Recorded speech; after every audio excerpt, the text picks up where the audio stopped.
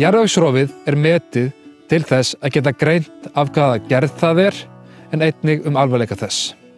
Sömuleiðis af hvaða gerð hið ógróna land Tilgreint hvort að rof sem á svæðinu eru rofabörð eða hvort sé að ræða rofdýla. Því næst metinn alvarleiki rofsins, honum skipt í 5 flokka.